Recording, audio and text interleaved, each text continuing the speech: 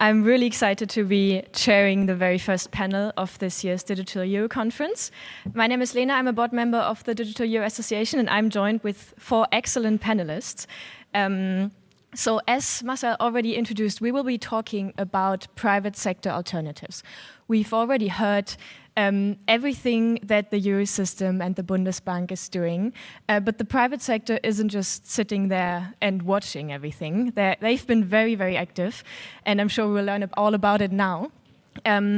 Also, on the politics and regulation side, we've seen quite a few changes lately. There have been changes in US policies, or at least drafts to change things. Also regulation in the Euro system, with MiCA having started recently. But I don't want to waste too much time just talking. I would like to hear more from the panelists. If you wouldn't mind, would you please introduce yourselves one by one and the company you're from? Jens, would you like to start? Just grab your microphone. Sure. So Jens Paulsen, I'm working for Deloitte. I'm heading our digital assets and Web3 team for Deloitte Central Europe, where we are obviously working with financial institutions, with central banks on those topics. But personally, for me, it's when we look into those topics, always about where will we find economical value, but also value for the society. So this is actually what drives me now on this topic here. Hi, thank you very much for the invitation, Lena. It's great to be here in person for the first time, so I'm super excited to be interacting with everyone live today. I'm Sonja Davidovic from the International Monetary Fund. I'm a senior digital expert there. In that capacity, we do a lot of economic research and analysis, but also capacity building and technical assistance for IMF member countries on all sorts of questions around CBDC, digital assets in general, and digital economy questions. I recently returned from a leave of absence, and I was at the BIS Innovation Hub Singapore Center. Before that, I was part of the Digital Euro investigation phase for about a year. But I've been most of my career with the IMF, so I'm excited to share some of the insights today in the panel. Yeah, Alex and Höptner, thank you very much for being here. I have the pleasure and honor to run All Unity, which is a company which is owned by DWS Galaxy Flow Traders, and we applied for an e-money institute license to list an e-money token. Doesn't it work? Now again? Yes. Nothing? Okay, I'll start again. I'll speed up. Alex Höptner, I have the pleasure and honor to run All Unity at a very exciting time, as Alex said already. The company is owned by DWS Galaxy and Flow Traders, and we applied for an e-money institute license to list an e-money token in Germany under BaFin regulation. The token, as soon as we get licensed, will be available on all relevant layer 1s and layer 2s, public and permissionless chains, so widely available globally. And we strongly believe in the security aspect, so we put the reserves cash only 100% on central bank account because we think that stability is key. And even if we come from the private sector, we must do as much as we can to come as close as we can to what is offered from the central bank service. Thank you very much for having me. Joachim Würmeling from ESMT Berlin, a leading private business school. I'm a researcher there on digital finance, in particular on digital money. We are focusing very much on the B2B use cases, which I think is the future of digital money. And that's, of course, very interesting in this round because in B2B use cases, it's not necessarily do not need to be necessarily settled in central bank money. So here is, I think, a big use case. I'm also a lawyer at A&O Sherman, an international law firm here in Frankfurt. And I'm looking back to a long history in central bank finance, insurance, politics, and administration. Thank you very much for having me. Thank you, everyone. So I'd like to start off this panel by clarifying the landscape a little bit. So we've already heard a lot about public digital money and what's on the market and what's being researched there. But what are the options when it comes to private sector initiatives? Jens, maybe starting with you. You're advising financial institutions. When it comes to regulatory questions, what do you think are the main differences between stablecoins, CBMT, and tokenized deposits? What is there to consider when thinking about those options? Often we talk about risk in this perspective, but I would rather talk about the options. I mean, the only real risk from my perspective for a financial institution is to not look into the space at all. That is true holds true for retail CBDC in the banking sector. It's a great opportunity to get back the interface from big tech. That holds true for big tech too. That's a great opportunity for them too. And this brings in competition also with the other forms of money that we talked about, digital money, that you are working on and others are working on. And competition is always great to make better solutions. So to what Alexandra said, I'm actually quite happy that we do have competition, as long as it leads to better solutions and not to getting so much friction in the system that we don't get a good solution here. So that is mainly the thing that we look into there. And then it's about the purpose of the different tools, because all of those have, from my perspective, a place, a good reasoning. There are different use cases that are tackled. Some are overlapping in some senses, but it's all there so far for a good reason from my perspective. Maybe thinking about the purpose, Alex, you're currently building a stablecoin infrastructure. What are the advantages of a stablecoin? So why is it interesting to you? I think we need to clarify a little bit of a religious thinking that is running around. I don't think it's an either or, it's an and. There is today a huge benefit and there's a market and there's a demand and a need for wholesale central bank money. And transporting that to the digital world is a natural must-have. So that is a given. Is a little bit different, my view is a little bit different when it comes to retail, to the retail side of it, because Alex rightfully said from my point of view that we need to be, let's say, independent from also all payment means that are currently US dominated. And that has a wide variety and it needs a wide variety and flexibility of the use cases. And my question mark is whether that can be fulfilled by on the CBDC side. And there is the big use case from my point of view on stablecoins, because they are so flexible that technically speaking, you can use them on B2B side, you can use them on the B2C side, you can use them for global payments because the Eurozone doesn't stop at the border. If we want to do global transactions, then also what we use as a currency needs to be accepted globally by others. Will wholesale CBDCs? Yes. Retail CBDCs? Question mark. And this is exactly where stablecoins can fit in and offer that flexibility and availability on a global basis for internationals to come to Europe, from European citizens and corporates to go international. So I already grasped, and Jens, you really said that, it's a risk for companies to not look into those tools and into those options. But Sonja, I would like to learn from you, what are risks for the financial market, for financial infrastructure, potentially impacts for the financial system that need to be considered? Yes, well, it's a good question because in actuality, there's no perfect settlement asset. Like even when we speak about public money, there's the risks that are inherent to a CBDC, right? Like there's huge reputational damage potentially to the central bank. Adoption has been very low, especially for retail CBDC around the globe, and the lack of interoperability. I think for when we speak about stable coins, the risks look a little different. So in essence, we can say that there's huge financial integrity concerns. The same compliance burden that applies to regulated financial institutions, deposit-taking institutions, are not, stablecoin issuers are typically not subject to, at least not in all jurisdictions. So that introduces a little bit of regulatory arbitrage. And we have seen from reports that stablecoins are used for illicit financial transactions. So I think there's going to be increasing pressure on stablecoin issuers to up their ante when it comes to compliance by design, or just increased compliance measures just to make sure that these type of transactions don't occur. There's also widespread concerns by central banks around the globe on the currency substitution, effects of currency substitutions. There's a lot of countries where macroeconomic fundamentals are weak, currencies have huge exchange rate pressures. In those instances, when stablecoin issuers offer their products, they're directly affecting the ability of the central banks to conduct their monetary policy and kind of counteract or have like effective instruments against those pressures that occur. So it's a huge concern, especially for emerging markets and developing economies, and we've heard that many times. So especially for stable coins that have the network effects that have the global reach, so to speak, is something that central banks don't take lightly.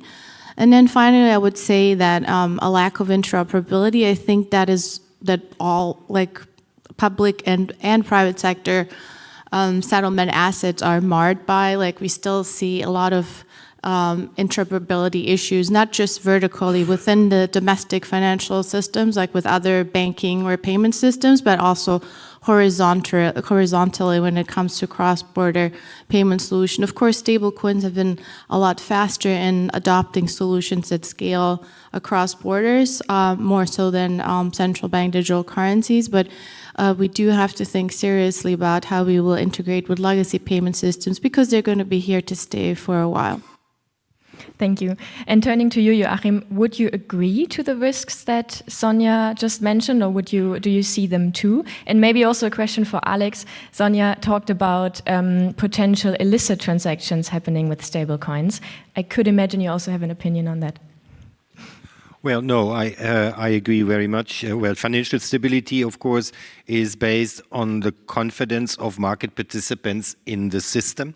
And this confidence is, of course, assured by the state, by public institutions like banking supervisors, but also by the existence of public money. But also in the past, public money and private money existed in parallel. And the important thing is here that a right balance is found between public money and private money. And of course, private money with new functionalities, better money for the digital age, could potentially crowd out the public money. And that could bring the balance out of order and create a risk for financial stability. So if we could, well, if in the future digital money replicates to a certain extent the repetition of work between private and public money, then that's fine. But to achieve this, public money also needs to take the digital form. Let me be a little bit provocative around that one. I think we are comparing apple to peaches, because when we look at stablecoins, we all have in the back of our head Tether, and we should reflect how Tether became as big as Tether is today. And it's not the market we're targeting. It's just not. Yeah? And so saying, yeah, stablecoins are not the right means because they are not regulated or they're lacking this and this and this. Yes, by definition, because that was not the purpose. And when you look at what Tether is mainly doing today is banking the unbanked. And yes, you're right. It is mingling in the local, let's say, monetary flow. But the problem is the 1.7 billion who don't have access to bank accounts, they don't care.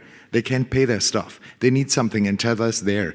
And there's another 2 billion who are on a high inflation rate, and the central banks, sorry to say, they don't get it done. And so the way out for these people is just Tether. There is no alternative. Is there a better alternative possible? Absolutely. Yeah, and we should aim for that, absolutely. And a collectible push by the central banks is the answer to that, but we're not there yet. And so when we look at stablecoins by definition of the technology are not bad just because they are coming from a different background and they are used differently. I think we should embrace that and make it, and MiCA is a perfect example. We have stability now, we have a regulatory framework, especially when it comes to KYC and AML. And for us doing that in Germany adds another level on top of that. And so I think we can address that. Now coming to the second part, and you know, that very often comes up, the illicit transactions. But guess what? Nobody cares that for the last 100 years we used US dollar. Who's complaining about US dollar? Who's restricting US dollar for terrorist financing? Nobody. And since we're talking digital, everybody goes gung-ho on, oh my God, can be used for illicit transactions. Well, yes, like every other currency before. So yes, we need to make sure that the rule book is correct, that it is ideally as restrictive as we can possibly be without strangling it.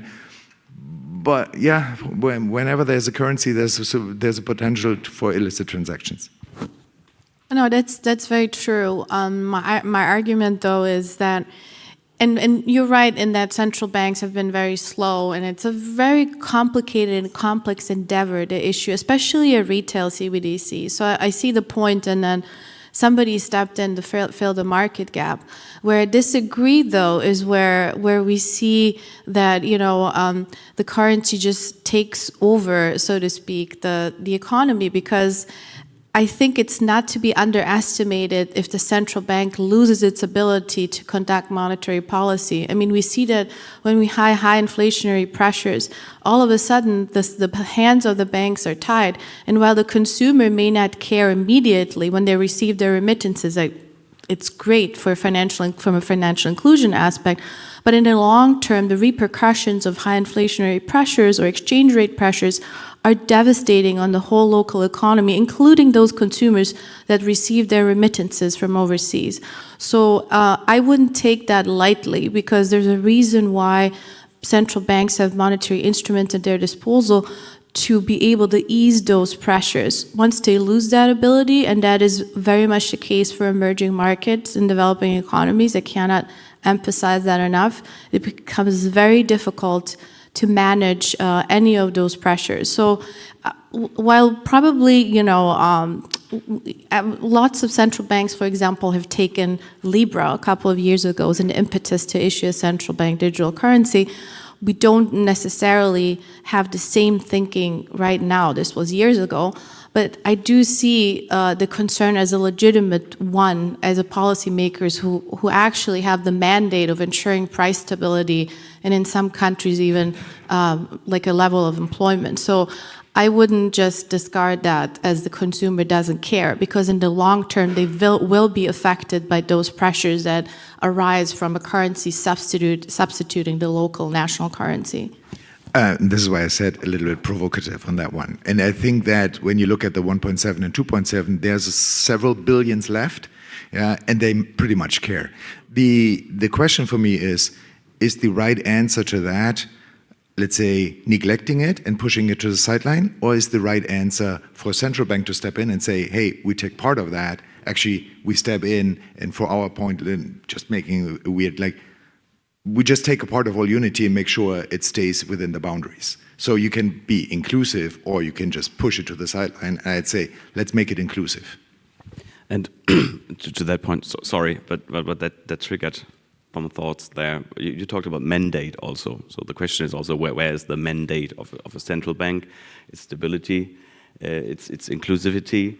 It's not about, it's probably also providing options in that sense to the other. I don't think that you have any interest in providing a means for illicit transactions, right? So, and this is also why, I mean, we always come with, either we try to forbid it, but the real answer is to set up good options, other options that can be used. And the other thing is set up a good rule and good framework in which you can operate in a legally, rightfully way.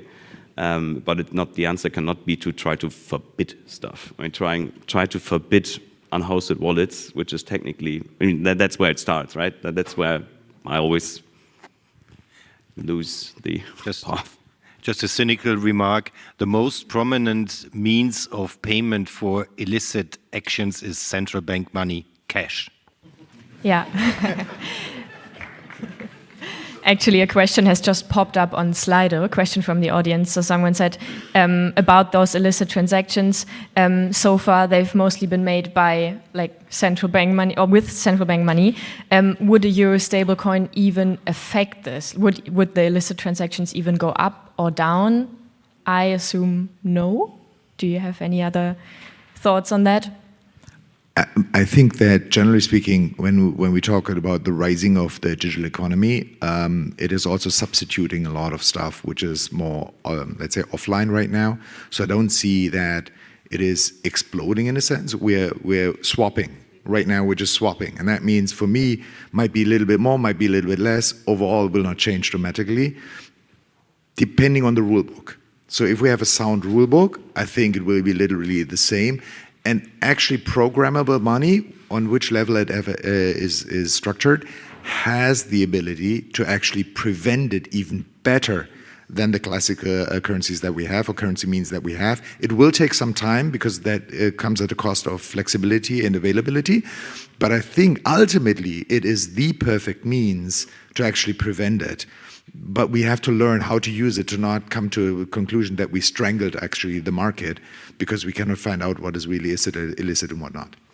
And we shouldn't focus, it sounds a bit odd, but we shouldn't focus too much on the illicit transactions, because while we're doing that, we might lose the opportunity to have this innovative platform actually to build solutions, to build new solutions. And so far, Europe has been surprisingly good in providing a framework or playground in which you can thrive and really build new solutions. If we now do what happens often in Europe and we pivot to the other side and say, oh, that there might be a problem, so let's forbid it and then let's talk about it for the next 10 years, then we really have an issue, because then we see the competition that Alexandra also pulled up, that we talked about in the preparation also, that we see from a political side, a political pressure that's coming up to Europe. And so that is really important. We should not lose that. And also you talked about adoption. Adoption rate is not so high yet, but we are also very, very early in the process. I mean, taking the wholesale CBDC trials as an example, that was, it's not meant as a critic, but that tool wasn't done yet at all. And still we dared to try it out, which is really great. And it showed the potential out in the market, and also the adoption on retail CBDC. I mean, there is not so much yet to adopt. That's different for stable coins in a bubble, to be honest also. But there's so much more to come, and we need to have this wiggle room to get there without being too much in boundaries. Thank you, Jens, for already mentioning something that I wanted to talk about next, and that is the geopolitical aspects. So you already said we shouldn't think too much about potential flaws or drawbacks, but we should just get things started and figure a few other things, or like the details out on the way. So Alex, in her keynote earlier, she already started off the keynote by saying it's a little more political than we would usually expect from a central banker. And that is because it's maybe hard to not think about geopolitical aspects currently. What has happened in the US in the past weeks with several bill drafts on stablecoins, pushing stablecoins forward, and not like basically saying goodbye to a CBDC, to a dollar CBDC, is really interesting, and also should affect what we are doing in Europe. So maybe, Joachim, what do you think, how should Europe react currently? Like what should be a European response to what has been happening in the US lately? Well, it's indeed very interesting that the last 3 months have shown that the digital euro is not just a new means of payment, but it's a geoeconomic and geopolitical European project. And that was made very clear by Alex this morning, and I agree to that. But when we want to use the digital euro as a tool in this new rivalry, we need to have the very important features which are not foreseen yet. For instance, the exterritorial use of the digital euro is in the EU regulation is very restrictive. We must be much more open because only then we can strengthen the euro in the world, because if the digital euro or wholesale CBDC is not available in other countries, it makes no sense in this respect. And the second point I wanted to make is that it is not only a competition between US stablecoins and digital euro and euro stablecoins. It is also a competition between public and private money. And the US, by forbidding creating a digital dollar, is favoring only private money like stablecoins and cryptos, whereas the European way is a balance between public money, digital euro, wholesale CBDC, and stablecoins. And this is not only a theoretical differentiation, it is another balance in the global monetary system and the global financial system. And in my belief, the US strategy is a threat for monetary and financial stability of the world economy. The US and USD denominated stablecoins largely dominate the stablecoin market already. Do you think what Europe has been doing lately, the MiCA regulation, is a good response to that? Maybe a question to Alex or to whoever. It's a little bit, once again, apples to peaches, because where does the US dollar dominance come from? It's tether, it's cross-border payments or remittance payments or banking the unbanked, and then it's crypto derivatives, which are mainly traded on Asian exchanges, so US dollar dominated. And beforehand, there was not really a need for a euro stablecoin because the euro stablecoin had no benefit in regards to US dollar stablecoin traded on these crypto exchanges. Now with MiCA, I think we have a fantastic framework because we have in the law embedded anti-depegging. And that means that wherever I trade, it will not fall below €1 because if it falls below €1, we will all buy, we'll come back to the issue, we get the euro. So it's a very, very, very stable coin. And that means that especially for large traders, be it now on crypto exchanges or classical exchanges when we talk to tokenized products, or if we talk to real economy corporates, they use the stablecoin. There is in the law embedded a stability factor. Now, yes, we still have to work on the framework to make it even more resilient. Central bank money is a means of investment which can help on that one. But I think now you have for the first time the regulatory framework that it makes a difference. But still today, stablecoins are mainly used on perpetual swaps traded on crypto exchanges in Asia. And this is why you don't see the pickup. But since the announcement, we for All Unity, we saw and we have experienced so many corporates calling us who thought about tokenization, who thought about using stablecoins of US issuers, and they're all ditching them. They all want a euro-only solution. And so there is a huge demand. We're early in the cycle, but there's a huge demand and a huge benefit. Thank you. Sonja, turning to you. So when the US has announced their new pro-stablecoin push, ECB leaders, as Alex has already mentioned, were saying that's one more reason why we need to work on a retail CBDC, and we need to work on it even quicker and deliver results quickly. Do you think this is the right approach? Well, I cannot really comment on whether right or wrong because that's ultimately subject to the policy objectives that each currency union or each country has in mind when they're issuing a retail CBDC. All I can say is that regardless of the policy objective, right, I think it's very important not to underestimate the complexity of the project.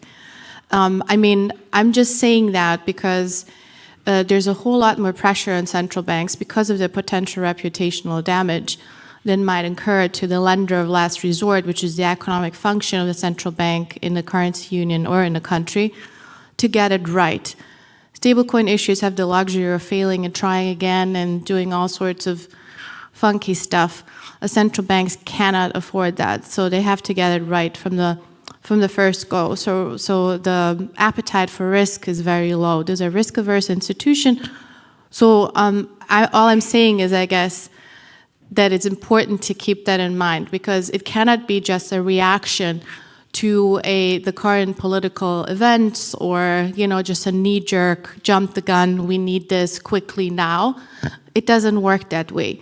These are complex projects that take years to make. They have to be coordinated across bodies, across the governments. In Europe, even more complicated with 19 central banks that are part of the euro system, and the legislation that is required to even enable the issuance of a digital euro, and then all sorts of things like offline privacy considerations, user experience when it comes to the app. I mean, one thing that people often forget is that central banks are not well-versed in product development, right? They're not like your average or typical product development, stablecoin issuer, but rather they have a more traditional mandate, so it gets even more complicated. So I would say it shouldn't be a knee-jerk reaction in responding to an event, but rather think it through, what are the exact policy objectives you're trying to achieve, and work towards it, and keep a focused mind on what is lying ahead, as opposed to responding to current political events, because it's as complicated as it can get. So involving any kind of external pressures from the outside makes it just more complicated and might risk designing something that is not sustainable and viable for the future. So it's best to just not respond to events, but keep the eyes on the actual policy objectives. Right, here comes. Sorry, I think Joachim was first. He already gave me a little sign, and then I just want to mention that here is a very strong financial stability issue as well. Of course, there's the innovation, there's the consumer, retail, but there's also financial stability issue, and Europe needs to make sure that the euro remains the monetary anchor of the financial system in Europe. And the monetary anchor function is not provided by cash or credit cards. The monetary anchor function is provided by the balance sheet of the central bank. It is the possibility of the banks to refinance them every day for whatever, how much money they want to need. And it's also that the payment system for wholesale transactions are settled in central bank money. So here is, let's say, the core of the function of public money. It's not that much affected by stable coins, but when a big country like the US wants to change that system, we need to make ourselves resilient against these changes, and this is exactly done by a speedy introduction of the wholesale CBDC. Well, speedy introduction holds true for both wholesale and retail. So when the euro system is done and their work, the banks first start with their work. And ideally, they start in parallel in some perspectives. But if we start, let's take retail. So in the end, we end with a euro system app. That's what we know. But then the banks need to start also to implement it there, and they need to go through all their processes down to mainframe in the end to see where it's affected, to rebuild it, to either clone what they do with cards right now, or to build something entirely new, embed that in the system, roll that out to the customers and explain it while we are having hopefully a huge marketing campaign, also to explain why there are now two balances. So there is a lot of work to do on that side. The same but applies also to the wholesale part. So if you look at the trials and how we need to work there, those are not embedded in integrated solutions yet. So key handling is done via email. Where does the wallet pop up? All those things that we have done with Murex and all those systems already done, but for tokenized assets, it's not there yet. It needs to be built and implemented and tested, and we need to set up the processes. So there is a long way to go. Not to be too pessimistic, but it takes a lot of time. No, I agree with you wholeheartedly, especially when it comes to compliance. And this is one of the projects where I would agree with you as well, that technology can really push the envelope when it comes to using solutions that will help automate and streamline compliance related processes. One project I wanted to call in particular is Project Mandala, where we used multi-party computation, zero-knowledge proofs, while at the BIS Innovation Hub, to streamline and automate these compliance processes. But in the pre-validation phase, before the funds are even released, all these compliance checks are done off-chain, and then the proof of these checks is attached to the asset. And that's the beauty of using digital assets, because you can do all these sorts of things and be compliant by design as you're designing your product. And that applies to a CBDC, a tokenized asset, or a stablecoin. Really doesn't matter, because they're all subject to the same rules, especially when it comes to cross-border payments. So yes, on compliance, we have so much more work to do, and technology can be a good answer. What you said is, and it's perfect hearing from Alex that on the wholesale side we are so fast, and I fully get the point why it is so complicated on the retail side. And that's actually why I push so hard for, in a good environment, and we can still work on that to further strengthen it, the stablecoin side. Because, and yes, Alex said it again, sorry, we're always referencing you, but that's a keynote beauty.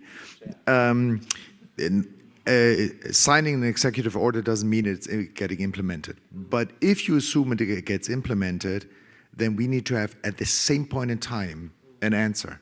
Because we are not in a vacuum. Companies in Europe have transactions and they make business with US companies. If we don't have a digital answer, we have to use theirs or we won't do business with them. That means not only our payments are there, our identity is there too. So if we don't have an offer, a European offer, and that needs to be over the full chain, wholesale and stablecoins and deposit token and what have you, that then is the interface to the US side. So we keep our identity here and the payment transaction is swapped on the US side or Asia, then we will give all our credentials plus payments to the US side or China, whoever is driving that. And that needs to be prevented. And we can be extremely fast with stablecoins. And that's just the thing where I say, let's embrace it, let's work on it to make it even better, but let's embrace it because it can be there like in a few months.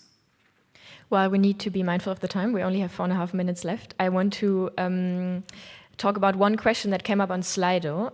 It's actually a quote from the Circle strategic officer who said CBDC in Europe is like trying to compete with internet by designing an intranet. Do we consider a global perspective designing CBDC, wholesale CBDC? Do you have a take on that? Yeah, but this is only true for the retail euro.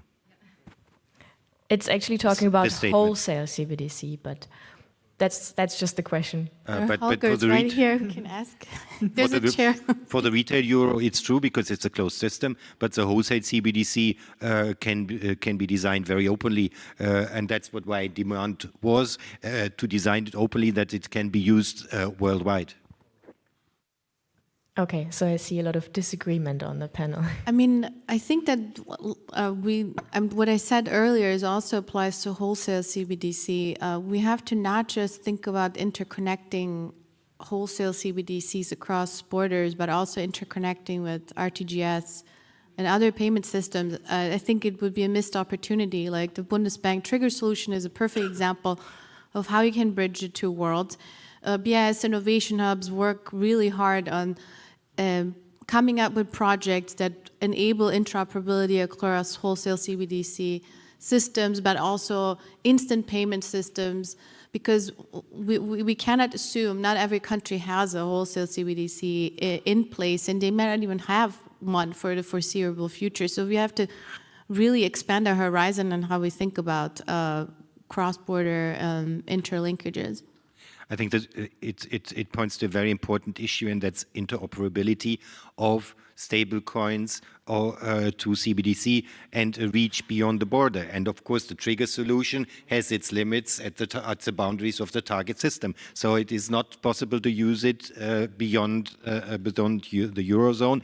So we indeed need the second step you pointed out, where more or less a tokenized digital euro, which can be used on blockchain everywhere.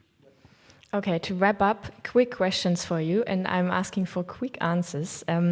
Jens, if regulators could get one thing right about digital money, mainly thinking about private digital money, what would it be? Well, I mentioned that before, actually, setting a good playground that sets sound rules, but not limiting innovation too much. Okay, similar question to you, Sonja. If regulators could get one thing right about private digital money? I think this interoperability aspect in integrating payment solutions, because I don't think we are in competition between public and private money, but there will be use cases that both forms of money will hit. So we have to think creatively. What are those use cases? How can we interlink those payment systems? And how do we protect the consumer in providing a private solution that is safe and sound for everyone to use?